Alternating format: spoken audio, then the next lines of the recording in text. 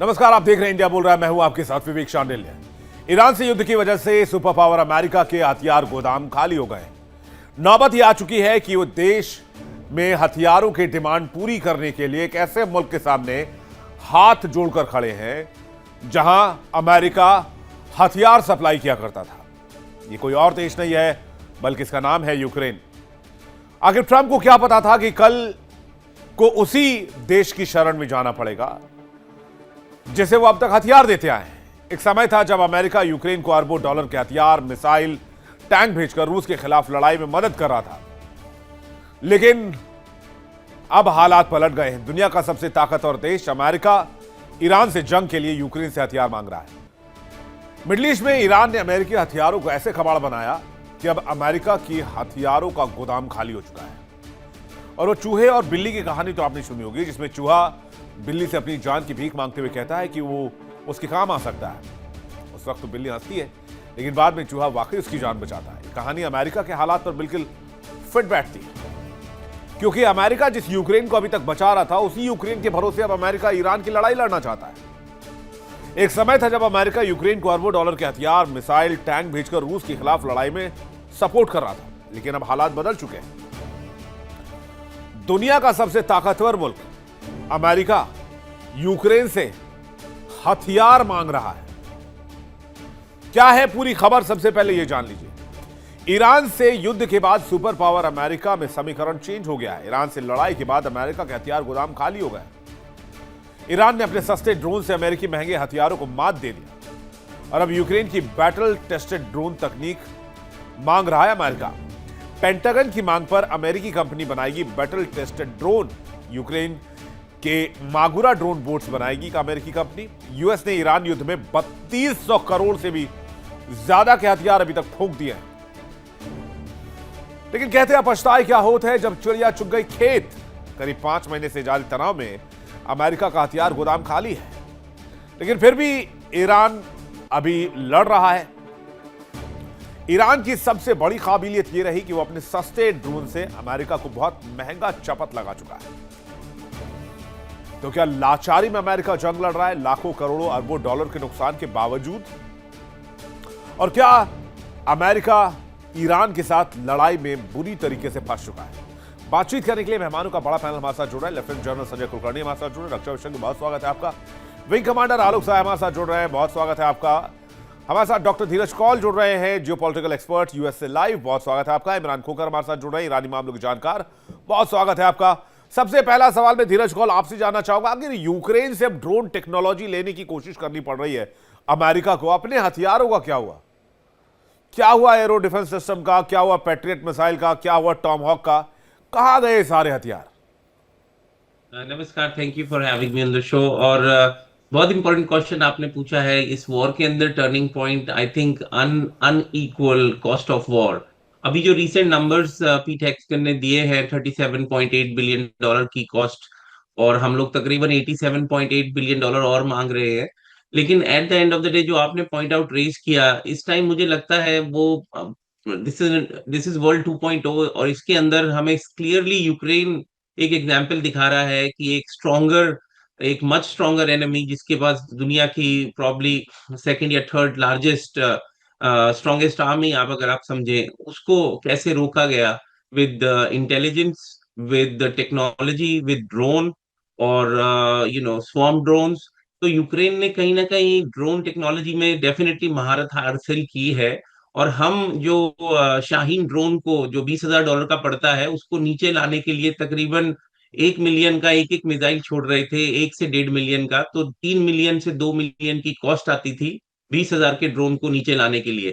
अभी रिसेंटली हमारा यूएस का जो नया ड्रोन है तकरीबन 40-45 हजार डॉलर का है। फिर भी अनइक्वल मैचेस हैं, उसके नंबर एस्केलेटेड बिल्कुल नहीं है, बहुत मिनिमम नंबर्स अभी अवेलेबल हैं। और दूसरी बात ये है कि ये बिल्कुल सही बात है कि हमारे जो ऑल्दो ऑल्दो क्लियर इसके ऊपर कई जर्नल्स ने भी कमेंट किया था पहले, और कईयों ने अब रिजाइन भी कर दिया है पिछले कई महीनों में, इसको लेके कि हमारी वॉर प्रिपेयरनेस दूसरे फ्रंट पे कमजोर है, क्योंकि हमारे पास एम्युनिशंस के जो रिजर्व्स थे, खासतौर पे एयर डिफेंस सिस्टम, वो कम आ चुके हैं, और उसको वापस रिप्लेनिश करने में 1.5 से 2 साल लग सकते हैं। जिस जिस हिसाब से उसकी रिक्वायरमेंट चल रही है। कईयों का ये मानना था कि मेमोरेंडम ऑफ अंडरस्टैंडिंग भी जल्दबाजी में कुछ रिप्लेनिशमेंट के लिए किया गया था।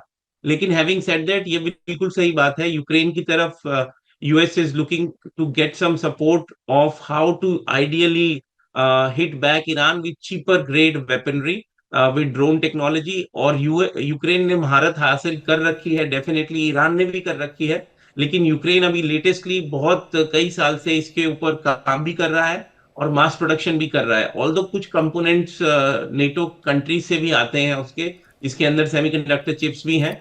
लेकिन overall I think Ukraine is, ये बिल्कुल सही बात है, यूक्रेन का भागीदारी इनडायरेक्टली इस वॉर के अंदर हमें इंक्रीजली दिखेगी। नहीं, लेकिन प्रॉब्लम सिर्फ ड्रोन्स तक सीमित नहीं है भाई। ईरान ने यह भी कह दिया कि भाई आप हमारे परमाणु संयंत्र रिएक्टर्स को निशाना बना रहे हो, मिडिल ईस्ट में सारे परमाणु संयंत्र को निशाना बनाएंगे, चाहे वो कुवैत में हो, चाहे वो सऊदी में हो, चाहे वो बहरीन में हो, चाहे वो जिस भी लोकेशन में हो। फिर ईरान ये कह रहा है कि भाई आपके जो मल्टी बिलियन का इन्वेस्टमेंट है मिडिल ईस्ट में, चाहे वो आपके वो अमेजॉन AWS के जरिए हो, मेटा के जरिए हो, गूगल के जरिए, हम उसको भी टारगेट करेंगे।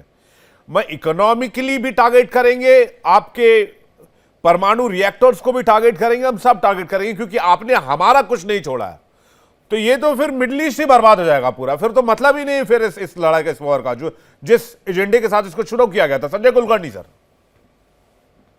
धन्यवाद विवेक, जय हिंद। और जय हिंद सर। इसको सवाल यह है कि ईरान ने तय कर लिया है कि वो अब युद्ध में है, और युद्ध में जिस तरीके से अमेरिका उसके साथ व्यवहार करेगा उसी प्रकार वो भी व्यवहार करेगा। Tit for tat. अमेरिका का क्या, हाँ, टिट फॉर टैट है अभी। और अमेरिका ने कहा है कि स्ट्रेट ऑफ हॉर्मुज पे अगर शिप पे वो हमला करेंगे तो वो भी किसी भी पावर सेंटर को या ब्रिज को ईरान में नहीं छोड़ेंगे। इस ऐसे टिट फॉर टैट को देखते हुए, जैसे आपने बिल्कुल ठीक कहा, मुझे लगता है युद्ध अब ऐसे सीमा पर जा पहुंचा है कि जिस प्रकार से तकरीबन 85 टारगेट मिडिल ईस्ट में ईरान ने एंगेज किए हैं, जॉर्डन तक ईरान ने नहीं छोड़ा है, चाहे वो उसको काउंटर करने की काबिलियत रखते हैं और रखा है उन्होंने, लेकिन कुवैत में हुआ, बहरीन में हुआ, कतर में हुआ, यहाँ पर लगातार जिस प्रकार से टारगेट एंगेज कर रहे हैं, खासकर अमेरिकन बेसिस को लेकर के, और अब धीरे धीरे करके उनका इंफ्रास्ट्रक्चर भी बर्बाद कर रहा है ईरान। ये साफ दर्शाता है कि अब युद्ध जो है ईरान नहीं छोड़ेगा, और ईरान ने तय कर लिया, उनके जितने भी उनके लीडर्स हैं उन्होंने कहा है कि we are at war with United States of America. अगर they are at war with United States, जैसे टेक्सट ने भी कहा है कि उन्होंने भी तकरीबन, अमेरिका ने अभी तक $37.5 बिलियन का उनका खर्चा हुआ है, जिस प्रकार से ईरान का तकरीबन $150 अरब से ज्यादा का नुकसान हुआ है, तकरीबन $55 अरब का नुकसान खाड़ी के देशों का हुआ है। तो इस सब को देखते हुए, और अब मुझे लगता है कि स्ट्रेट ऑफ हॉर्मुज से तकरीबन ना के बराबर शिपिंग हो रहा है। तो ऐसे हालात में जिस प्रकार से विश्व भर में हाहाकार मचना शुरू हो गया है तेल की कीमतों को लेकर के, तो मुझे लगता है वाकई बहुत नाजुक स्थिति में है। और जिस प्रकार आप कह रहे हैं कि अमेरिका का जो इन्वेस्टमेंट है वो हमें बहुत ज्यादा है, खुद देख सकते हैं $1.5 ट्रिलियन और मांगे हैं, जिसमें तकरीबन $70 अरब वो सिर्फ ईरान के लिए मांगे हैं। उनके जितने भी कैप्चर सिस्टम्स हैं, एरो सिस्टम्स हैं, बहुत महंगे हैं, इसलिए वो यूक्रेन के पास गए हैं, क्योंकि उनके जो सिस्टम्स हैं बहुत सस्ते हैं। और 5 साल के युद्ध के दौरान यूक्रेन ने जिस प्रकार से रूस को पलटवार करके मॉस्को तक हिट करने की कोशिश की है आर्म ड्रोन्स के द्वारा, तो उन्हें लगता है कि ये जो ड्रोन है, जो हजारों डॉलर में यूक्रेन की 6 कंपनियां, हर एक कंपनी तकरीबन 100 आर्म ड्रोन देने को तैयार हुआ है यूएसए को। तो ये साफ दर्शाता है कि कहीं ना कहीं अब अमेरिका को भी लगने लग रहा है कि ये जो कॉस्ट ऑफ वॉर है बहुत ज्यादा हो गया है। और अगर वो देखें तो पिकैक्स माउंटेन में भी अगर वो न्यूक्लियर सेंट्रीफ्यूजेस को हिट करना चाहता है, वो भी इतना आसान नहीं है, क्योंकि जिस प्रकार से जाब्रोस माउंटेन्स के अंदर और नतांज के जो साइट है उसके बगल में है, तकरीबन 225 किलोमीटर तेहरान से साउथ वेस्ट के डायरेक्शन में है। तो ये सब को देखते हुए मुझे लगता है, और अब ऐसे माहौल में इजराइल जो है वो अब नाराज हो गया है यूएसए के साथ, कि यूएसए ने कहा है कि वो सऊदी अरेबिया के साथ न्यूक्लियर संधि को सोच रहे हैं। तो उसको देखते हुए अब इजराइल नाराज है कि जिस प्रकार से ईरान को लेकर के अभी तक परेशानी हो रही थी न्यूक्लियर को, और अगर कल सऊदी अरेबिया के पास इस तरह की न्यूक्लियर फैसिलिटीज आ जाए या कैपेबिलिटीज आ जाए अगर तो कुलकर्णी सर की इजराइल अपनी तो जैसे तैसे थोड़ी ऐसे या वैसे, आपका क्या होगा जनाब आली? आलोक जी। जी जी विवेक जी, देखिए सारा खेल क्या है, युद्ध की अब जो है युद्ध का स्वरूप बदल चुका है। युद्ध के हथियार भी अब सारे देश को बदलने नहीं तो पड़ेंगे। क्या अमेरिका ने ये अमेरिका जिस एंटिसिपेट पुराने नहीं किया था? आप कह रहे हैं युद्ध का हिसाब किताब बदल चुका है। अमेरिका जैसे थिंक टैंक को तो ये मान के चलना चाहिए था, सीआईए जैसे ऑपरेटिव्स वहां बैठे हुए हैं, खुफिया एजेंसी बैठी हुई है, उनको पता होना चाहिए था आगे 3 महीने 4 महीने 5 महीने 6 महीने का रोड मैप क्या होगा। इतने बेवकूफ थोड़ी हैं लोग। जी जी विवेक जी, आप बोल सकते हैं कि वो बेवकूफी उन्होंने की है। उन्होंने फार साइट देख करके, दूरदर्शिता देख करके अपने हथियारों के स्वरूप को बदला नहीं, टाइमली बदला नहीं। अब आप देखिए ना, बड़ा सिंपल सा है। मेगुरा V5 जो नेवल ड्रोन ये खरीद रहे हैं, जो टेक्नोलॉजी लेकर के, जो मैन्युफैक्चर करेंगे अमेरिका के अंदर, यूक्रेन से टेक्नोलॉजी लेकर के वो कॉन्ट्रैक्ट हुआ है। वो एक जो है वो 2.5 लाख से लेकर के करीब $5 लाख एक यूनिट का आता है। और जो काम करता है वो 1 या 2 जो टॉमहॉक मिसाइल करेगा, उससे ज्यादा वो काम कर रहा है। और एक टॉमहॉक मिसाइल $15 लाख से $20 लाख है। तो कोई तुलना ही नहीं है। प्लस एक तो 10 गुना 15 गुना कीमत है आपके हथियार की, और दूसरा आपका हथियार इतना जटिल है, इतना बड़ा है कि उसका प्रोडक्शन रेट इतना स्लो है कि कंजम्पशन रेट, जो आपका एक्सपेंसिव रेट है, एक्सपेंड करने का जो रेट है ईरान में, वो कई गुना ज्यादा है मैन्युफैक्चरिंग रेट से। आप देखिएगा विवेक जी, कुछ ही दिन में अगर ये युद्ध लंबा खींचता है तो 1 से 2 हफ्ते के बाद अमेरिका की हालत फिर पतली हो जाएगी, और अमेरिका को फिर युद्ध कोई ना कोई बहाना करके टालना पड़ेगा, रोकना पड़ेगा, क्योंकि इनके पास हथियार नहीं बचेंगे। तो अभी देखिए, अभी अभी अमेरिका की स्थिति यह है कि अब ये ट्रांजिशन इन्होंने पहले से किया नहीं अपने हथियारों का, अब ट्रांजिशन करने पर जोर दे रहे हैं। जिसको इन्होंने बेइज्जत किया बुला करके उसके ड्रेस पर, आज उसी से हथियार खरीद रहे हैं, उसी से टेक्नोलॉजी ले रहे हैं। कितने बड़े शर्म की बात है ये। खैर, ले रहे हैं, अब बदलाव करने चाह रहे हैं, लेकिन ये बदलाव तो आते आते समय लेगा। अब अमेरिका के पास ऑप्शंस क्या है? अमेरिका के पास 2 ही ऑप्शन है कि वो लंबा युद्ध को नहीं खींच सकता, तो उसी लिए उसको घातक अब परिणाम वहां पर लाने पड़ेंगे ईरान में, कि बहुत ही बड़ी कोई बड़ा अटैक करे और बड़े बड़े विध्वंसक अटैक करके जो अपने टारगेट्स हैं उसको अचीव करे। प्राइम टारगेट्स क्या है? यूरेनियम एनरिचमेंट के लिए जो खबरें आई हैं, जागृत पहाड़ी के बीच में, जो पिकैक्स माउंटेन के बीच में, वहां पे उसको ध्वस्त करना, नंबर 1। नंबर 2 की जो मिसाइल्स और ड्रोन्स जो उनके अंडरग्राउंड लोकेशंस हैं, सिटीज है, उसको ध्वस्त करना। ये 2 इनके मेन टारगेट्स होंगे, और इसी के लिए उन्होंने हेवी बॉम्बर्स जो है यूरोप से पोजीशन करने शुरू कर दिए हैं। कई दर्जन B-52 B-1B बॉम्बर्स वहां से उड़ान भर चुका है। KC-135 जो है रिफ्यूलो टैंक, वो भी वहां से उड़ान भर चुके हैं। अब मैं आपको बता रहा हूं विवेक जी, आप 1-2 दिनों के अंदर में देखेंगे कि इन पहाड़ियों में और ईरान के कई भीषण जगहों पे, महत्वपूर्ण जगहों पे बहुत ही बड़ा आक्रमण होगा। और अमेरिका के पास ऑप्शन क्या है कि या तो वो इतना बड़ा आक्रमण करे कि ईरान को जल्दी से काबू में कर ले, क्योंकि अगर ये युद्ध लंबा खींचता है तो अमेरिका टिक नहीं पाएगा। जी हाँ विवेक, विवेक जी यही मैं इमरान खोगर के पास जा रहा हूं। क्या एक बहुत भीषण अटैक के लिए ईरान तैयार है? क्या ईरान सर्वाइव कर पाएगा? ईरान तो विवेक जी पिछले 46 साल से पता नहीं किस किस तरह का अटैक झेल रहा है। इकोनॉमिकल सैंक्शन झेल रहा है, पेट्रो डॉलर के सैंक्शन झेल रहा है। लेकिन हमारे बुजुर्ग जो हमारे साथी ने जो बात बताई है, मुझे काफी उस हद तक ये लग रहा है कि जिस राष्ट्रपति को आपने घर में बुलाकर उसके ड्रेसिंग सेंस पे कमेंट किया, उसको बेइज्जत करने की कोशिश की, उसको बीच मझधार में रूस जैसी सुपर पावर के सामने बीच मझधार में छोड़कर अब साइडलाइन हो गए। आपने ताना मारा उनको कि अगर हम ना होते तो तुम 1 घंटे भी नहीं टिक पाते इस युद्ध में। और आज देखिए वक्त का पहिया घूम के कहां जा रहा है कि उसी के पास दुनिया के उस सुपर पावर को हथियार मांगने जाना पड़ रहा है, जो पूरी दुनिया में हथियार बांटकर लगभग हर देश में अनस्टेबिलिटी, वहां की सरकार के खिलाफ, वहां के लोगों के खिलाफ, वहां के पेट्रोल के और केमिकल के खिलाफ, वहां के खनिज के खिलाफ यूज करता रहता था। ये सब तकब्बुर था, ये अहम था।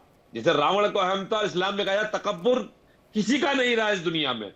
इन लोगों ने जब गाजा के अंदर 3 साल तक अटैक किए, इनको पता था कि हमास के पास क्या होगा, कुछ भी नहीं, एक मिसाइल नहीं होगी, ग्राउंड लड़ने वाले लोग हैं वो। हम इस गाजा को तबाह व बर्बाद कर देंगे, और किया। दुनिया देख रही थी खामोशी के साथ, और इनको लगा कि अरे अब हमास को हमने यहाँ गाजा किया, ईरान कितनी दूर है, चलिए। चौथे दिन से अमेरिका इस युद्ध को हार चुका था। उसकी सबसे बड़ी गलती सुप्रीम लीडर आयतुल्लाह खामनेई के साथ जो असैसिनेशन किया, और बच्चियों, मीनात की बच्चियों की आह है, मीनात की बच्चियों की बद्दुआ है कि आज अमेरिका को यूक्रेन जैसे युद्ध के सामने, देश के सामने भीख मांगनी पड़ रही है। अब मैं आपके मुद्दे पर आता हूं। ईरान अपने वजूद के लिए लड़ रहा है। अपने वजूद के लिए लड़ने में चाहे दुश्मन कितना भी बड़ा वार करे, चाहे दुश्मन कितनी भी बड़ी सेना लाए, जब आपके पास अपने एग्जिस्टेंस का सवाल आ जाता है कि डू और डाई, आज नहीं लड़ेंगे तो बर्बाद हो जाएंगे, आज नहीं लड़ेंगे तो लीबिया बन जाएंगे, आज नहीं लड़ेंगे तो अफगानिस्तान बन जाएंगे, आज डिफेंड नहीं करेंगे तो क्यूबा बन जाएंगे, आज डिफेंड नहीं करेंगे तो ये कुछ भी इराक बना देगा। हमें हर हाल में डिफेंड करते हुए लड़ना है, और फिर चाहे दुनिया की कितनी बड़ी तो सामने शक्ति आ जाए, हमें अपना डिफेंड करना है। और चाहे वो 20,000 का ड्रोन हो, बैलिस्टिक मिसाइल हो, सब कुछ लगाना है। कितनी अरे भाई, शहादत तो हो जाए, लोगों का लड़ाई है, वजूद भी तो रहना चाहिए। अब लड़ लड़ के पता नहीं, आप फादर ऑफ ऑल बॉम्ब का इस्तेमाल कर ले America, mother of all bomb का इस्तेमाल कर ले अमेरिका, फिर क्या करेंगे? कर चुका है अमेरिका विवेक भाई। इनके ऊपर क्या है, इनके पहले नहीं कर चुके? इनकी अगर जापान से लड़ाई थी तो जापान की सेना से लड़ते। अगर इन नहीं लोगों को ईरान लड़ाई के थी तो ऊपर इस तरह का हिरोशिमा और मैसिव नागासाकी स्ट्राइक नहीं हुआ ना अभी। दिक्कत इस बात की है, चिंता इस बात की है कि अगर अमेरिका नहीं रुका या फिर नहीं रोका गया तो फिर क्या उस हमले को झेल पाएगा ईरान, जिसकी आशंका या जिसका डर जताया जा रहा है? पूरी तरीके से बर्बाद होने की बजाय ईरान डिफेंड करेगा। हमने लड़ाई शुरू नहीं की थी, हम लड़ने अमेरिका के घर नहीं गए हैं, हम लड़ने के लिए किसी दूसरे देश के अंदर नहीं घुसे हैं। हम पे अटैक हुआ है, ईरान पे अटैक हुआ है, तो ईरान रिटेलिएट करेगा। आप जब तक रिटेलिएट करेगा, जब तक आप मुझे मारने के लिए खड़े हैं, आप अपने घर चले जाइए 12,000 किलोमीटर दूर। मेरी किसी से लड़ाई नहीं, कोई बाकी नहीं रिटेलिएट है। करने की बात नहीं है ना, खुद को डिफेंड करने वाली बात भी। आलोक जी कुछ कहना चाह रहे हैं? जी विवेक जी, मैं बहुत छोटी सी बात करना चाहता हूँ। इन्होंने बोला ना कि ये ईरान के एग्जिस्टेंस का सवाल है, वो अपने एग्जिस्टेंस के लिए लड़ रहा है, आखिरी दम तक लड़ेगा। नहीं, मैं इससे सहमत नहीं हूँ। हाँ। क्योंकि आप स्ट्रेट ऑफ हॉर्मुज खोल दीजिए, अमेरिका सब कुछ आपको दे रहा है। इवन एनरिच यूरेनियम देने की भी बात नहीं कही गई थी एमयू में। आप अपने पूरे, आपके सारे बैंक से, खाते से पैसे वापस आ जाते, आपके इकोनॉमिक सैंक्शंस वापस करने को तैयार था अमेरिका। आपको जो है रिकंस्ट्रक्शन के लिए $300 मिलियन की बात हो रही थी। तो ईरान बहुत पीसफुली अपना एग्जिस्टेंस कर सकता था, अपने को फिर से खड़ा कर सकता नहीं, था। लेकिन डे वन से एजेंडा तो था ही नहीं। होर्मुज तो कहीं प्लान में नहीं था सर। ये होर्मुज प्लान में कैसे गया? कॉल साहब। हाँ, ईरान के जिद की लड़ाई। विवेक जी, मैं ये कहना चाहता हूँ, ईरान के जिद की लड़ाई है जी। Call sir. देखिए, मुझे लगता है मैं एग्री करता हूँ। ये ईरान तो नहीं बोलूंगा कि ईरान इज अ कंट्री, उसमें बहुत अच्छे लोग आते हैं, अलग अलग माइंड। आईआरजीसी की एग्जिस्टेंस की लड़ाई है, क्योंकि अगर वहां कोई और सरकार आ गई तो उनके खिलाफ बहुत बड़े केसेस होंगे। आईआरजीसी के जनरल से लेके लेफ्टिनेंट तक इसमें मास मर्डर्स और मास एग्जीक्यूशंस में इन्वॉल्व है। और अगर रिलीजियस फंडामेंटलिज्म ईरान से हट गया तो उनको कोई प्रोटेक्ट नहीं कर पाएगा। इसलिए उनकी अपनी पर्सनल पुलिस है, लोगों को पकड़ते हैं, अंदर डोनाल्ड ट्रंप करते भी तो हैं। लेकिन रिलीजियस फंडामेंटलिज्म चलाते हैं, उनके बारे में क्या कहेंगे आप? मेरा पूरा विश्वास है कि ईरान के ब्रेव लोग एक ना एक दिन डोनाल्ड ट्रंप IRGC को हटा रिलीजियस देंगे। फंडामेंटल चलाते हैं कि नहीं चलाते हैं? हाँ, लेकिन मेरा पूरा विश्वास है कि ईरान के ब्रेव लोग एक दिन उसे उठा के फेंकेंगे, क्योंकि ये बहुत जरूरी है 21st अब सेंचुरी कौन सा बोले भी तो बोले कैसे आईस एजेंट्स पीछे पड़ जाएंगे यूएस में? आप ऐसी मानसिकता के साथ सुबह नहीं उठ सकते कि नहीं इजराइल सर, की एग्जिस्टेंस को आपने खत्म कर देना चाहिए। रिलीजियस फंडामेंटलिज्म की बात की सिर्फ ईरान में थोड़ी, दुनिया कई देशों में, पाकिस्तान में नहीं है क्या? लेकिन कुलकर्णी कौन सर, से चलिए ऐसे 10 सेकंड देश में हैं रिएक्शन जो चाहूंगा सुबह आपका। उठ के देखिएगा, इवेंजलिज्म को लेकर के यूनाइटेड स्टेट्स में भी बहुत जबरदस्त एक मूवमेंट है, इसमें कोई शक नहीं है। जहां तक एग्जिस्टेंशियल थ्रेट का है, मैं पूरा मानता हूं कि आईआरजीसी का एग्जिस्टेंशियल थ्रेट के पर परेशानी है। अब आईआरजीसी के बीच और उनके पॉलिटिकल लीडरशिप के बीच में फूट का परेशानी है। ईरान लेकिन ये भी तो सच है ना सर, आईआरजीसी की वजह से ईरान टिका हुआ अभी तक। खोकर सर क्या कहना चाहेंगे 10 सेकंड में जल्दी से? बड़े सर, बिल्कुल सीधी सी बात है। जो अमेरिका के थे वो अच्छे हैं। अमेरिका के लिए 1 साल पहले तक सीरिया के राष्ट्रपति टॉप मोस्ट आतंकवादी थे, तब सबके लिए वो अच्छे थे। आज ईरान उनको फंडामेंटलिज्म की बात लगी, तो कौन सी डेमोक्रेसी सऊदी अरब में, कौन सी डेमोक्रेसी कतर में, और पाकिस्तान सीरिया के क्या राष्ट्रपति एक टाइम तो किया? टेररिस्ट, ड्रेडेड टेररिस्ट हुआ करते थे, आज वो उनको राष्ट्रपति भी ना दिए गए और व्हाइट हाउस उनको रेड कार्पेट दे रहा है। तो ये तो खैर अपने अपने एजेंडे की बात है। बहुत बहुत शुक्रिया हमारे साथ जुड़ने के लिए और अपना कीमती वक्त देने के लिए बहुत बहुत धन्यवाद। समय सीमित था।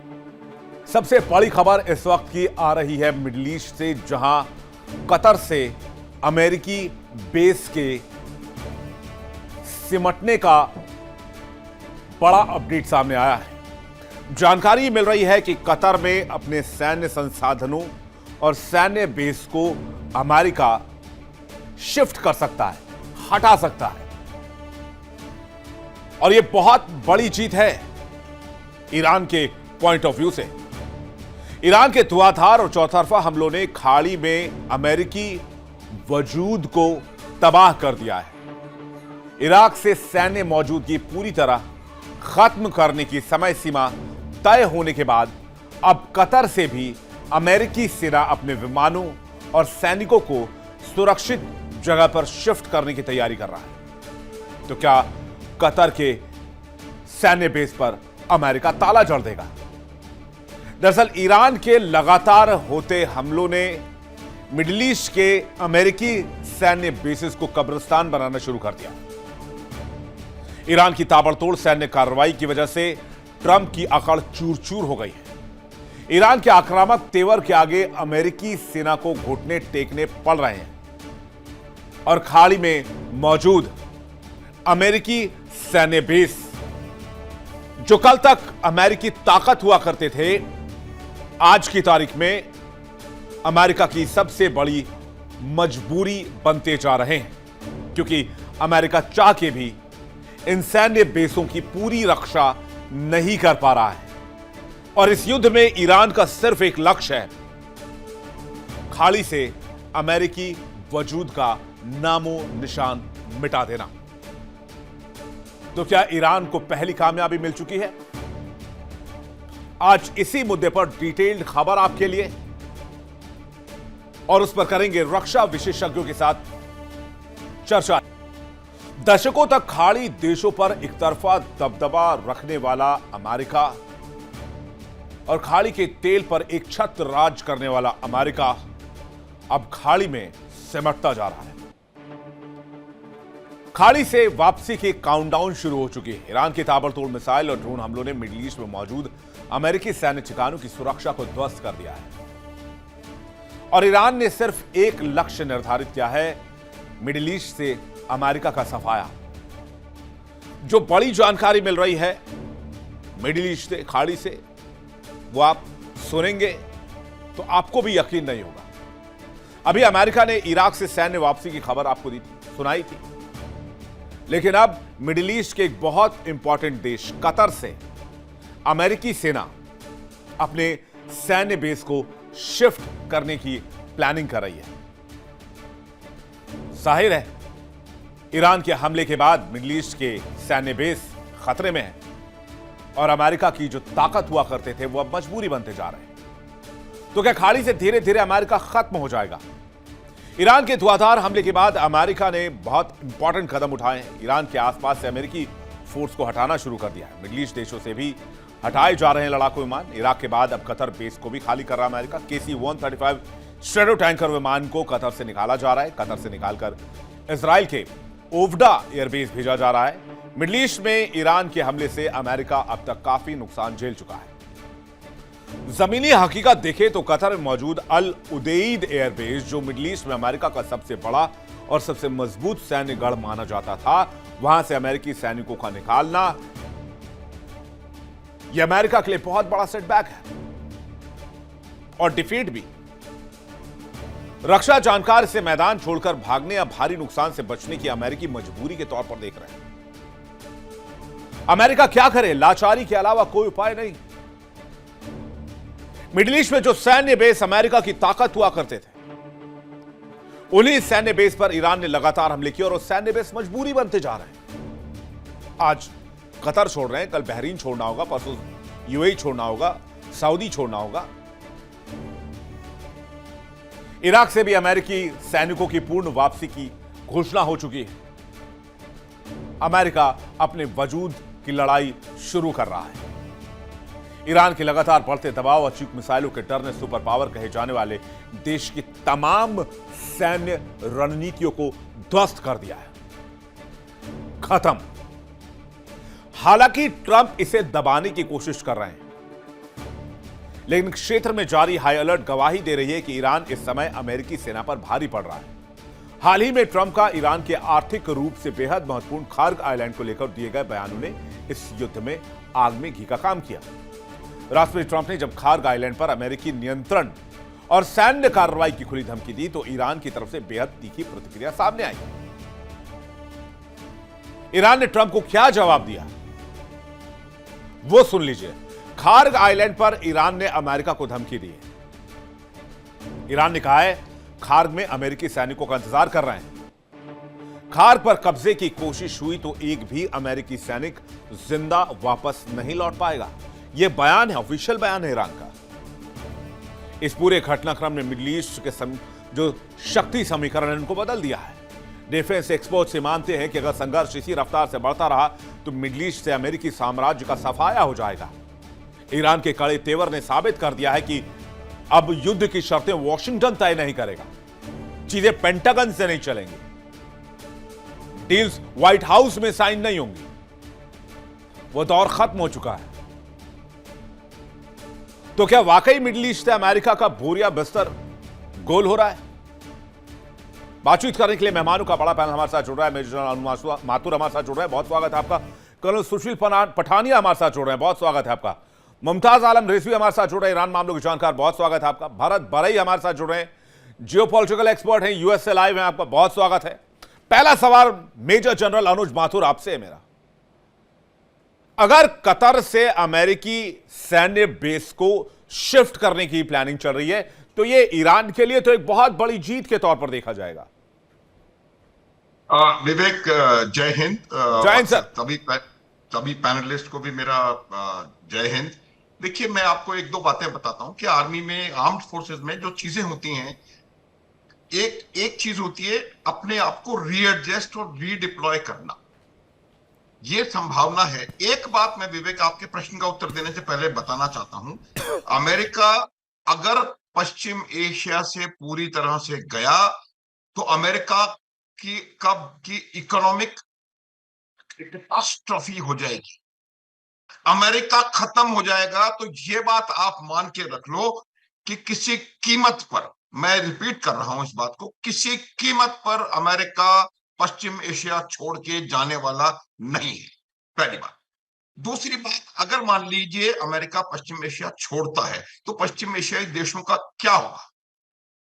उनको जितना, ये मेरे पर्सनल एक्सपीरियंसेस हैं, वो इस बात को बहुत से पश्चिम एशियाई देशों में कहा जाता है कि उनको जितना डर इजराइल से नहीं है उससे ज्यादा डर ईरान से है। जब ये जो पश्चिम एशिया में ये वैक्यूम हो जाएगा अमेरिकन फोर्सेस का या अमेरिकन उसका, तो ईरान का वहां पर पूरा दबदबा हो जाएगा। वहां आज आप देखिए जो ईरान में Mathur sir, with due respect बीच में आपको रोक रहा हूं, कतर से सैन्य बेस को शिफ्ट करने का मतलब या कम करने का मतलब क्या है? आप हमले नहीं रोक पा रहे? कतर से बेस को शिफ्ट करने का मतलब ये नहीं है कि वहां से पश्चिम एशिया से अमेरिका जा रहा है। कतर से वो शिफ्ट करके अगर वो अमेरिका वापस ले जा रहा है तब बात अच्छी होता है, वो विड्रॉल, इसको कहते हैं रीएडजस्टमेंट। उनको लगता है कि कतर का जो हमारा बेस है वो बहुत ज्यादा सीधे ईरान के हर प्रकार के हथियार की रेंज में है, तो उसको फॉर द टाइम बीइंग उसको रीएडजस्ट करेंगे और रीएडजस्ट करने के बाद उन्हीं एसेट्स का प्रयोग करते हुए इस युद्ध को बढ़ाएंगे। देखिए विवेक, कई दफा मैं और पहले आपको कह चुका हूं, जब आप मिलिटरीली बात करते हैं, मैं उनके एम्स ऑब्जेक्टिव्स की बात नहीं कर रहा हूं, मिलिटरीली अमेरिका ने जितना नुकसान ईरान को पहुंचाया है उसका 1/1000वां नुकसान भी अमेरिका को नहीं हुआ है। ये बात आप मान लें, इसको सिद्ध किया जा सकता है। आप किसी भी चीज में आप देख लीजिए कि कितना नुकसान किसका हुआ है। आप आज हालत क्या है ईरान में, कितने उनकी क्या एयर डिफेंस की क्या हालत है, इलेक्ट्रॉनिक वॉरफेयर कैपेबिलिटी की क्या हालत है उनकी, आप मुझे बताएं विवेक, कि पूरे दुनिया में उन्होंने हमले कर दिए, जॉर्डन से लेकर के और ओमान तक, एक भी मिसाइल इजराइल में नहीं गई, वो भी तब जबकि उन्होंने पहली कंडीशन रखी थी कि इजराइल युद्ध बंद करे। इजराइल ने एक ढेला युद्ध बंद नहीं किया, लगातार इजराइल के गाजा और हिजबुल्लाह पे हमले जारी हैं, बावजूद उसके एक भी मिसाइल उस तरफ नहीं गई। क्यों? क्योंकि उनको, वो नहीं चाहते कि एक वहां से भी एस्केलेशन आकर के और ईरान में जो एग्जिस्ट ऑलरेडी इतनी हालत खराब हो रखी है उसको और ज्यादा खराब किया जाए। इस और ये बहुत इंपॉर्टेंट चीज होती है, शतरंज का खेल है। आप 2 कदम आगे चल रहे हैं तो कहीं किसी एक जगह पर 1 कदम 2.5 कदम पीछे आएगा घोड़ा कहीं को। तो ये जो बात है, ये बिल्कुल, इसको अगर हम यूं कहना प्रयोग शुरू कर दें कि अमेरिका बिल्कुल खत्म हो गया और घुटने पे आ गया और अमेरिका की बिल्कुल इकोनॉमी भी गई और मिलिट्री भी गई, ये मेरे हिसाब से ठीक नहीं रहेगा। हमको जो फैक्ट्स ऑन ग्राउंड है वो समझने की जरूरत है। 10 दिन से लगातार अमेरिका हमले कर रहा है। क्या आपको लगता है कि ईरान में कोई नुकसान नहीं हुआ? सर, कितना नुकसान ईरान में हुआ? तो मैं जो ये बात समझ रहा हूं, मैं ये कह ही नहीं रहा ईरान को नुकसान नहीं हुआ, लेकिन सांकेतिक तौर पर भी देखिए, अगर खबर आई है कि भाई कतर का बेस शिफ्ट करेगा कुछ दिनों के लिए इजराइल में अमेरिका, तो ये तो जीत की बात है ना ईरान के लिए। उसको रीडिप्लॉय, इसको जो पीछे, इसको वापस भगना नहीं है, ये छोड़ना नहीं है। मैं तो यही समझ रहा हूं मैं तो यही समझ रहा हूं सर कि भाई खाली करना मतलब क्या। रिजवी साहब क्या कहेंगे आप इस पर? बहुत बहुत शुक्रिया विवेक भाई, सबको जय हिंद, नमस्कार, जय हिंद। आदाब। देखिए, अभी जो बात सामने आई ईरान के ताल्लुक से, सबसे पहले मैं बेसिस की बात कर लूं। जब 40 रोजा जंग हुई थी तो हमने देखा कि तकरीबन 30 बेसिस को नुकसान पहुंचाया। हमें कोई ये बताए कि अमेरिका ने क्या उन बेसिस की तामीर दोबारा करवाई, उन्हें ठीक कराया? नंबर 1। नंबर 2 ये कि सिर्फ आप कतर या कुवैत की बात क्यों कर रहे हैं, इराक भी खाली कर रहा है अमेरिका, और कई बार ये रिपोर्ट आई है। और फिर एक रिपोर्ट और आई है, मैं आपको बता दूं, 750 इनके मिलिट्री बेसेस हैं पूरी दुनिया में, और ये 90 बेसेस, 95 बेसेस को विड्रॉल करना चाहते हैं, वहां से हटाना चाहते हैं, क्योंकि बर्डन बहुत ज्यादा है और उनमें मिडिल ईस्ट के ज्यादा बेसेस हैं। और ईरान चूंकि ये बार बार कह रहा है कि आपको मिडिल ईस्ट से जाना पड़ेगा वरना हम इन्हें छोड़ेंगे नहीं। अभी जो कहा था इजराइल पे हमला क्यों नहीं किया, भाई ये तो उनका मसला है ना, क्यों नहीं किया। उन्हें पता है कि हमें जॉर्डन पे करना है, कुवैत पे करना है, या कतर पे करना है, कहाँ करना है, क्योंकि हमला जो है अभी अमेरिका कर रहा है, तो अमेरिका को ही जवाब देना है ना। अब इजराइल तो कर नहीं रहा है कि इजराइल को जवाब दें। अगर दोनों मिल करके करते जैसे पहले हुआ था, तो आपने देखा कि इजराइल को भी जवाब दिया गया था। ऐसा तो है नहीं कि इजराइल को छोड़ दिया गया है। तो मुझे ऐसा, और जहां तक ये बार बार कि इजराइल की क्या, ईरान की क्या हालत हो गई, ईरान क्या हालत हो गई, भाई ईरान की नुकसान हुआ है, लेकिन वो फौरन तामीर भी कर रहे हैं, चीजों को बना भी रहे हैं, और उनके साथ आवाम पूरी तरह से इंटैक्ट है, पूरी तरह से खड़ी है। तो नुकसान हो रहा है, इसमें कोई दो राय नहीं, लेकिन ईरान घुटने भी टेक नहीं रहा है। अभी कल ही बयान आया है जो वहां के सुप्रीम लीडर है मुश्तबा खामनाई साहब का, और उन्होंने 3 दिन का अल्टीमेटम दिया अमेरिका को कि आप जो स्ट्रेट ऑफ हुर्मुज के इर्द गिर्द वॉरशिप और अपनी फौजें इनको ले जाओ, वरना कोई बचेगा नहीं। तो ये जो ईरान की ताकत है, ईरान का अपना हौसला है लड़ने का और न झुकने का, भाई ठीक है, आप ये कह दीजिए कि अमेरिका जो है नहीं खाली करेगा, ये नहीं करेगा, लेकिन एक चीज मैं ये भी बता दूं कि ईरान अमेरिका के कब्जे में नहीं आएगा, ईरान घुटने नहीं टेकेगा, और ईरान में बूट्स ऑन ग्राउंड अमेरिका कर नहीं पाएगा। करेगा तो बहुत भारी नुकसान होगा, और अभी भी भारी नुकसान हो रहा है, अमेरिका बता नहीं रहा है। आप देखिए बहरीन में कितना भारी अटैक हुआ है, और जॉर्डन में, लेकिन क्या बता रहा है अमेरिका कि कितना नुकसान हुआ है?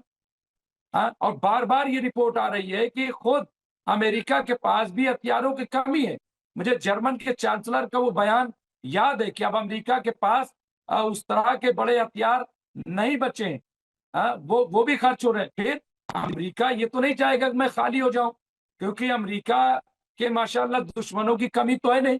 इन्होंने इतना अच्छा काम कर रखा है पूरी दुनिया में कि इनके सारे के सारे दोस्त बने हुए। तो इसलिए मुझे ऐसा लग रहा है, और फिर ईरान के साथ रूस खड़ा है, चीन खड़ा है, वो लगातार मदद कर रहा है। तो हम इन तमाम चीजों से इन चीजों को नजरअंदाज नहीं कर सकते।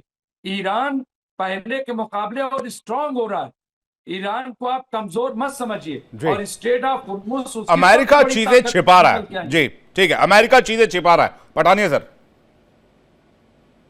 देखिए विवेक जी, अगर मैं शायद पहली बार डिबेट में आया होता तो मेरे को इस समय लगता है कि ईरान जीत चुका है और ट्रंप जो है अपना बोरिया बिस्तर पैक करके वो अमेरिका में वापस जा रहा है। ग्राउंड रियलिटी जो है वो बिल्कुल अलग है। मैं, हमारे जो जनरल माथुर साहब हैं, ये हमारे बहुत अच्छे दोस्त और हम एक ही रेजिमेंट के हैं, तो माथुर साहब आपको प्रणाम पहले है। दूसरा, अभी इस समय जो सिचुएशन है ईरान के अंदर, उनकी नेवी ले लीजिए आप, उनका एयरफोर्स ले लीजिए, वो पूरी तरह से डिस्ट्रॉय हो चुके हैं। इनके पास जो एंटी डिफेंस मेजर्स हैं वो भी काफी हद तक तबाह हो चुके हैं। इनके पास है क्या अभी ईरान के पास रिटेलिएशन के लिए? इनकी स्ट्रेटेजी बड़ी, रिटेलिएशन जो स्ट्रेटेजी है वो बड़ी लिमिटेड है कि एक तो हॉर्मज़ स्ट्रेट के अंदर ये शिप के ऊपर अपना कंट्रोल दिखाने की कोशिश करेंगे, कुछ को उड़ा देंगे, और दूसरा ये जो गल्फ कंट्रीज है जो आसपास पड़ती हैं उनको अटैक कर देंगे। और इसके अलावा इनके पास कोई अभी असला नहीं बना हुआ है। जहां तक यूएसए की बात है, रिप्लेनिशमेंट की, मैन्युफैक्चरिंग कैपेसिटी की, तो उनको कोई फर्क नहीं पड़ रहा है। और इम्पैक्ट भी उनके ऊपर कोई नहीं है कि इजराइल का कोई भी वेपन सिस्टम जो है वो यूएसए में पहुंच नहीं सकता है। उनको जितना ऑयल का क्राइसिस चल रहा है, इकोनॉमिकली उनको उतना ही फायदा हो रहा है। और अभी जो सबसे बड़ी बात यह है कि यूएसए ने अपनी पूरी जो मिलिट्री माइट है वो यूज नहीं की है। मैं आपको थोड़ा सा बताता हूं इसके बारे में।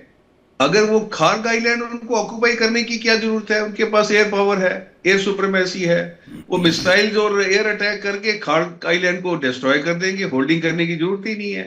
उसके बाद वो आएंगे, इनके जो वाटर प्लांट्स हैं, डिसैलिनेशन प्लांट हैं, इनके जो इलेक्ट्रिकल पावर हाउसेज हैं, उसके बाद रेलवे ट्रैक्स हैं, रेलवे ब्रिजेस हैं, वो तो अमेरिका ने अभी किया नहीं है। आप इमेजिन कीजिए, डेजर्ट के अंदर अगर आपको पानी नहीं है, आपके पास बिजली नहीं है, आपके पास कम्युनिकेशन के साधन नहीं है, तो ये हु इज सफरिंग? ईरान के लोग सफर कर रहे हैं। और जहां तक इनकी लीडरशिप का सवाल है, देखिए मुस्तफा खमेनी का अभी इस समय कोई पता नहीं चल रहा है। वो अपने फादर की फ्यूनरल के ऊपर भी बाहर नहीं आए थे। रिपोर्ट्स है कि उनको कहीं जब अटैक हुआ था, एयर स्ट्राइक, उसके अंदर वो डिसफिगर हो गया, उनका चेहरा भी डिसफिगर्ड है, उनकी बॉडी के ऊपर भी है, और वो उनसे कोई वीडियो भी नहीं आशू, जैसे वो लिखित में आईआरजीसी जो है वो इसको कर रहा है। और आईआरजीसी और इनकी जो गवर्नमेंट है, जिसमें इनके प्रेसिडेंट और ये अगरची भी आ जाते हैं, मैं उनका एक स्टेटमेंट सुन रहा था कि वो कहते थे कि भाई एक देश को ये फैसला लेना पड़ेगा कि लड़ाई हमारे लोगों के फायदे में है या नहीं है। तो अगर ये सोचते हैं ईरान की लीडरशिप की हम अमेरिका को घुटने पे ला देंगे, और शिफ्टिंग ऑफ बेसिस का क्या है? देखिए इनके पास इतनी पावर है कि वो अपने एयरक्राफ्ट कैरियर से इसको डोमिनेट कर सकते हैं। और ये बड़ी पहले सोचा जा रहा था कि हम अगर 700-800 बेसिस बना के रह रहे हैं, उसका हमें फायदा क्या मिल रहा है? ये आपकी कैपेसिटी है that how you can influence geopolitics by using various military capability which you have. वो अमेरिका के पास कैपेबिलिटी है, वो रहेगी। अभी उसके बाद ईरान की लीडरशिप को ये सोचना है कि उसकी जनता जो है वो कितना सफर करेगी और कब उस सिचुएशन पे आएगी। बाकी रेटोरिक को आप छोड़ दीजिए, धमकियों को आप छोड़ दीजिए, ग्राउंड रियलिटी के साथ आप कंपेयर करेंगे तो things will be very very crystal clear. Pathania sir, क्या ये ग्राउंड रियलिटी नहीं है कि अमेरिका अपने विमानों को, अपने सैनिकों की सुरक्षा के लिए उनको इजराइल शिफ्ट कर रहा है? ये भी तो ग्राउंड रियलिटी है ना। इसको किस चश्मे से देखा जाए? फिर भी अमेरिका जीत रहा है, राइट? नहीं, अमेरिका में देखिए जीते रहा है या नहीं रहा उसके बारे में नहीं करूंगा। लेकिन फौज के अंदर एक स्ट्रेटेजिक विड्रॉल होता है, इसको माथुर साहब री एडजस्टमेंट या रीडिप्लॉयमेंट बारे हैं। Why you want your people to die? और अमेरिका एक ऐसी कंट्री है वहां पे इनकी सोल्जर्स की लाइफ की बहुत वैल्यू है। तो अगर उसको वो शिफ्ट कर देते हैं वहां पे in a safer place, what is harm in that? And one thing we must not forget, इनका जो एंटी डिफेंस सिस्टम है अभी भी अमेरिका का, उसमें से 90 से 95% वो जितने भी उनके ऊपर अटैक हो रहे हैं ड्रोन और मिसाइल के, उसको रोक पा रहे हैं। लेकिन 5-10 मिसाइल अगर चली जाती है, नुकसान तो उससे होगा। एंड एनी नेशन अगर उनके पास कैपेसिटी है to shift their troops on temporary basis, it's a part of strategy. आप पार्ट ऑफ स्ट्रेटजी कह रहे हैं, लेकिन मैं अगर किसी जंगी मोर्चे से कोई सेना अपनी हटा रहा है तो वो ईरान के नजरिए से तो अपने इसको एज के तौर पर ही देख रहा होगा। बारी साहब इसको कैसे देखते हैं? यूएस में इस मामले में क्या खबर चल रही है बारी साहब? मैं तो आई एम लाफिंग एक्चुअली ये जो प्रोपेगेंडा सब चल रहा है, मैं बोलता हूँ मैं कौन से देश में रहता हूँ, मैं अमेरिका में रहता हूँ या मैं ईरान में रहता हूँ। ईरान को मैं बयानबाजी के लिए नंबर 1 बोल दूंगा। कितना झूठ बोलते हैं ईरान में, अमेरिका में ये हुआ वो हुआ, कुछ मैं सुनता नहीं हूँ। और मैं न्यूज़ और सब BBC में अल जजीरा भी दिन में 2-3 बार पढ़ता हूँ। तो आप जो कतार की बात कर रहे हैं, अल जजीरा वहाँ ही का है, वो तो कुछ मेंशन नहीं कर रहा है कि अमेरिका का कोई भी विमान यहाँ से हो रहा है, शिफ्ट नहीं हो रहा है। दूसरा मैं आपको बताऊँ, आप अल जजीरा का एड पर पढ़िए ईरान में क्या स्थिति हो रही है। वो तो एक मुसलमान देश है, उसका न्यूज एजेंसी है, वो क्या लिखता है। देखिए, अल अरबिया की एक रिपोर्ट है जो कि कतर की ही मीडिया एजेंसी है, उन्होंने लिखा है US begins withdrawing personal from Qatar Al Udeid airbase. अब ये वही की मीडिया एजेंसी है। अब मैं आपको 2-3 सोर्स और कोट कर दूंगा जिसके बाद आप इसको, इस न्यूज को पर्टिकुलर उस पर देख पाएंगे। अच्छा, मैं दूसरा ये बताऊं, 2 दिन पहले उन्होंने बताया था कि हमने जेराल्ड फोर्ड को आग लगा दिया और एक टैंकर बताया था। भाई मैंने रिसर्च किया, उसके बाद जेराल्ड फोर्ड तो अमेरिका में नॉरफॉक एयर बेस पर है। वो तो अमेरिका में है, वहां मिडल ईस्ट में है ही नहीं। ये क्या बता रहे थे अपने लोगों को, बेवकूफ बना रहे थे कि हमने, वो तो ऑयल टैंकर था। अगर वो एयरक्राफ्ट कैरियर था तो उसके पर 50 एयरक्राफ्ट होते हैं, उसके पर गन्स होती है, उस पर मिसाइल होती है। वो तो एक ऑयल टैंकर जो उन्होंने अटैक किया होगा उसका फोटोग्राफ लिया और अपनी प्रजा को, ईरान की प्रजा को बेवकूफ बनाया। अच्छा सुनिए, अमेरिका के बेस मिडल ईस्ट में क्यों है? अब आपको मालूम होना चाहिए कि वो छोटे छोटे देश हैं, उसमें पास देखो बहरीन की पॉपुलेशन है 1.5 मिलियन, कतार की पॉपुलेशन है 3.1 मिलियन। उसमें से कतारी लोग तो कभी 30,50,000 है, 11%। यूनाइटेड अरब अमीरात की पॉपुलेशन है 12.5 मिलियन, उसमें से नेटिव अरब पॉपुलेशन है 1.1 मिलियन। तो ये जो खाड़ी के देश हैं वो याद रखते हैं कि सद्दाम हुसैन ने क्या किया था, कुवैत पर आक्रमण करके उसको कब्जे में ले लिया था, प्रोविंस नंबर 19 बता दिया। तब अमेरिकन ट्रूप्स वहाँ गए थे और उन्होंने कुवैत को मुक्त किया। तो ये खाड़ी को देश को सबसे ज़्यादा चिंता ईरान की है। ये ईरान जो बात कर रहा है उनको भगाएंगे भगाएंगे भगाएंगे। अगर देखो हाइपोथेटिकल सिचुएशन कि अमेरिका कहाँ से निकल गया तो किसको सबसे ज़्यादा डर है? खाड़ी के देशों को। अमेरिका उसके मेहमान उसको बुलाते हैं, अमेरिका को नहीं जाना है। अब मैं वो भी सुनता हूँ आपके ब्रॉडकास्ट पर, अरे अमेरिका को ऑयल चाहिए। भाई 50 साल पहले अमेरिका में ऑयल प्रोडक्शन था 5 मिलियन बैरल, आज है 15 मिलियन बैरल। अमेरिका आज ऑयल एक्सपोर्ट कर रहा है और जून 2026 अमेरिका ने 5.5 मिलियन बैरल एक्सपोर्ट किया। Natural gas, the biggest producer of natural gas and oil in world is United States of America. बराई साहब, ऑयल को सिर्फ कमोडिटी के तौर पर नहीं देखा जा सकता। ऑयल एक पावर सिंबल है, जो ऑयल को कंट्रोल करेगा वो बहुत हद तक इस वर्ल्ड को कंट्रोल करेगा। ये तो अमेरिका अपना ऑयल कंट्रोल करता है। वर्ल्ड क्या ऑयल को, ज्यादातर तेल तो मिडिल ईस्ट से आता है, बहुत ज्यादा तेल आपका वेनेजुएला से आता है। अमेरिका से बिल्कुल नहीं आता है, अमेरिका तो एक्सपोर्ट करता है साहब। मैं वो नहीं कह रहा हूं, बेशक अमेरिका एक्सपोर्ट करता है, लेकिन अमेरिका पूरी दुनिया का 10 या 12% एक्सपोर्ट करता है, या फिर 10 या 12% तेल अमेरिका में है पूरी दुनिया का, पूरे वर्ल्ड का ले लिया, उससे भी कम, लगभग 8 to 9%। मैं कह रहा हूं पूरी दुनिया के तेल को जो कंट्रोल करता है, वो जो एनर्जी को कंट्रोल करेगा वही तो लीडर होगा, राइट? तो तेल का खेल कुछ इस हिसाब से, आप उसको सिर्फ कमोडिटी के पॉइंट ऑफ व्यू से देख रहे हैं।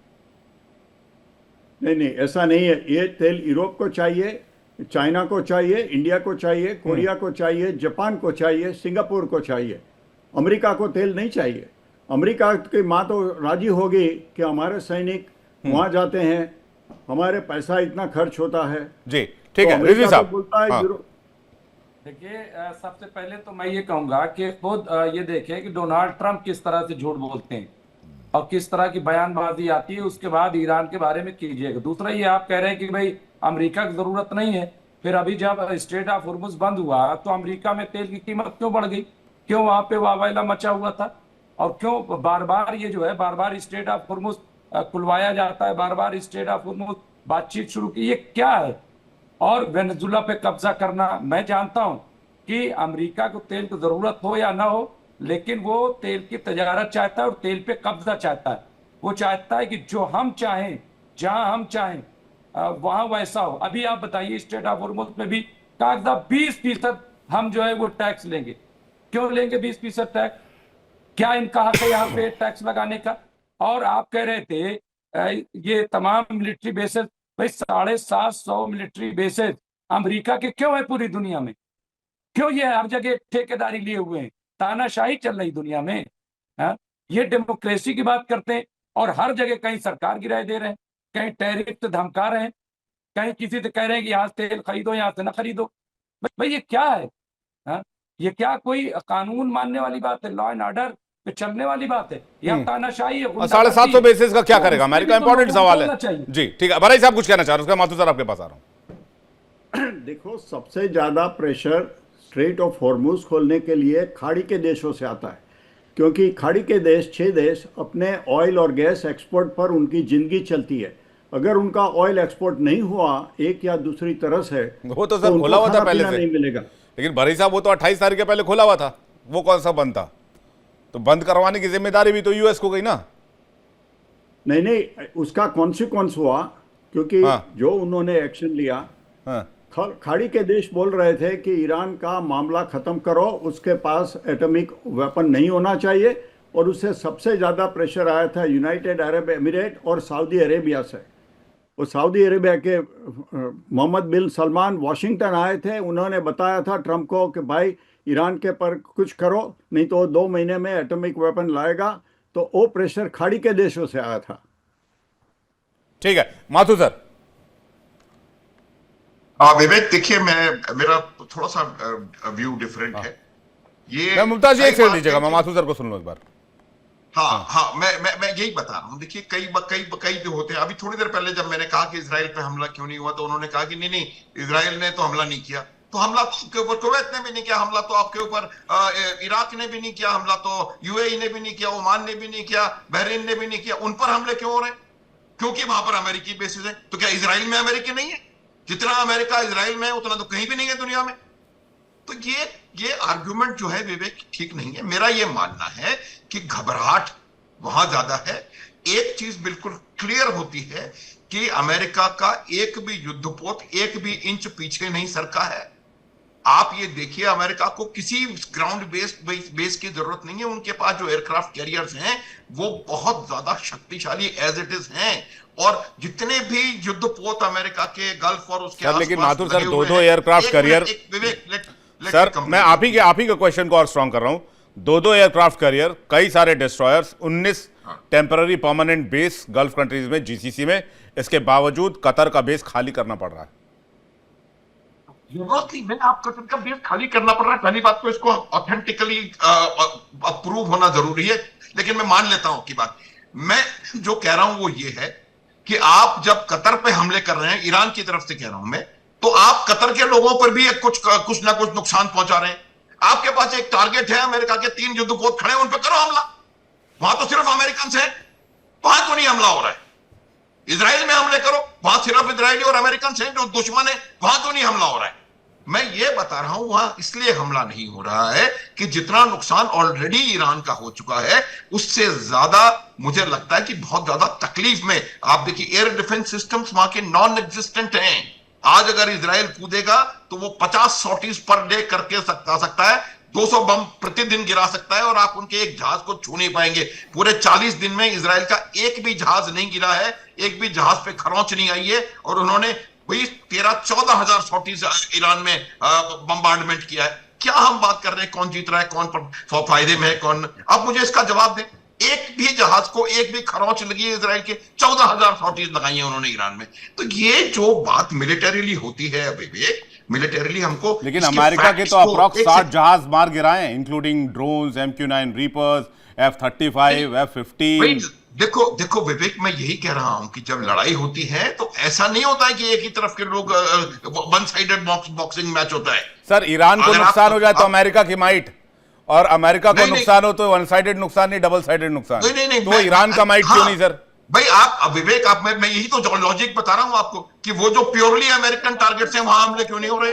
हर एक जहाज उनकी किसी ना किसी मिसाइल की जद में है, वहां क्यों नहीं हमले हो रहे हैं? ईरान पे, इजराइल पे क्यों नहीं हमले हो रहे हैं? जब प्योर दुश्मन है, जहां आप आंख बंद करके फायर कर सकते हैं। आप यूएई में फायर करेंगे, आप 50 अरबों को भी वहां पे मारेंगे। बहुत गहरी इसमें रणनीति है विवेक, और वो गहरी रणनीति ईरान को जितना ऑपोजिशन खाड़ी के देशों से है, उससे ज्यादा इतना ऑपोजिशन उनसे नहीं। मैं बता रहा हूं, ये मेरे पर्सनल एक्सपीरियंस है। जी पठानिया सर। देखिए विवेक जी, हम बात करते हैं सऊदी अरेबिया की, राइट?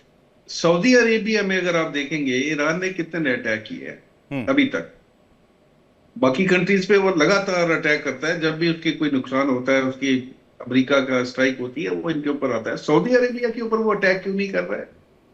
सऊदी अरेबिया के अंदर इस समय तकरीबन 23,000 पाकिस्तानी सैनिक वहां बैठे हुए हैं with the aircraft, Chinese aircraft and drone and with the anti defence system. और उनके पास उनकी जो प्लानिंग है, they have the capacity to build up about 80,000 troops. मान लीजिए हाइपोथेटिकली मैं यूज कर रहा हूं, टुमारो ग्राउंड इन्वेजन होता है with the approval of USA and it is initiated from Pakistan side of Iran border। और उसके अंदर जब वो वहां से अटैक होगा तो जितनी भी गल्फ कंट्री है जो अभी सफर कर रही हैं, they will all come on the same page। और जो ग्राउंड इन्वेजन की बीच में जो बात होती है, that will happen one day if Iran doesn't understand even today। तो ये भी जहां तक इनकी न्यूक्लियर परसूट का सवाल है, देखिए चाइना ने भी उनको मना कर दिया कि अब मत कीजिए, there is a nuclear proliferation treaty है। और ये अगर इतना बड़ा देश जो है, why he is in the pursuit of nuclear bomb? 60% enrichment का बैठे हैं, then you say we are using it for the peaceful purpose. You just need less than 10% of enrichment if you want to use it for nuclear power and other purposes, health purposes and so on। तो इन इरादे तो इनके भी ठीक नहीं है। उसके बाद ये खलीफा बनना चाहते थे इसके अंदर, वेस्ट एशिया के अंदर, जो यूएसए परमिट नहीं करेगा। और इसका सोल्यूशन सिर्फ एक ही है कि ईरान को शर्तें माननी पड़ेंगी। इसके अलावा इसका कोई ऑप्शन अभी मेरे को नजर नहीं आता है। ठीक, ईरान के पास शर्तें मानने के अलावा कोई उपाय नहीं। रिजवी साहब जल्दी से। नहीं, ईरान देखिए शर्तें नहीं मानेगा। अगर मानना होता तो 47 साल न लग जाते। तमाम तर पाबंदियां उसके पास थी, वो अपनी शर्तों को मनवाएगा, कुछ भी हो जाए। और कोई ये गलत फहमी न रहे कि ईरान को अमेरिका खत्म कर देगा, ये बिल्कुल थे, आप ये समझ लीजिए। और ईरान जो भी हो जाए वो आखिरी वक्त तक लड़ेगा। उसका नुकसान हो रहा है, इसमें कोई दो राय नहीं। दुनिया जानती है कि अमेरिका सुपर पावर, कौन इससे इनकार करेगा? दुनिया जानती है कि इजराइल क्या है, सबको पता है। इसीलिए तो सब गुलाम बने हुए हैं, और वो चाहता है कि ईरान भी गुलाम बन जाए। लेकिन हर मुल्क गुलामी इख्तियार नहीं करेगा। और यहाँ पे भारत का भी हमने स्टैंड देखा। भारत ने भी जब प्रोटेक्शन था आयतुल्लाह सैयद अली खामनेई साहब का, तो बहुत प्रेशर था अमेरिका का कि कम से कम मुल्क वहां पहुंचे। लेकिन हिंदुस्तान ने भी अपने डेलीगेशन को भेजा। यहाँ से अता हसनैन साहब गए, गवर्नर बिहार के, और डिप्टी मिनिस्टर भी यहाँ से गए, एक डेलीगेशन गया। और धर्मगुरु भी गए, हिंदू मुस्लिम सिख ईसाई चारों धर्मों के धर्मगुरु भी गए। जी, वही मैं कह रहा हूँ विवेक भाई। तो और इतना बड़ा प्रोटेक्शन, 4.5 करोड़ लोग उसमें शामिल हुए। और सिर्फ ईरान में नहीं, बल्कि आप देखिए कि वो इराक भी गए, इराक में नजफ गए, करबला गए, सामर्रा गए, पूरा प्रोटेक्शन निकाला। और ये कब निकला? जब घबराहट हो गई अमेरिका को, अमेरिका ने हमला कर दिया एक बहाना बना करके। लेकिन सर लेकिन अब जो डेवलपमेंट है मिडिल ईस्ट से, अब हमारे एक्सपर्ट इसको जिस भी नजरिए से देखें, लेकिन एक चैलेंज तो है। बहुत बहुत धन्यवाद आप सभी का हमारे साथ जुड़ने के लिए, अपना कीमती वक्त देने के लिए बहुत बहुत शुक्रिया। खास पेशकश में फिलहाल इतना ही, वक्त एक ब्रेक का फॉर्मेट। देखिए इंडिया डेली 24/7 अब आपकी स्मार्ट टीवी पर। इंडिया डेली मौजूद है सभी डिजिटल प्लेटफॉर्म पर लाइव और लगातार। इंडिया डेली 24/7 हर दिन राष्ट्र को समर्पित।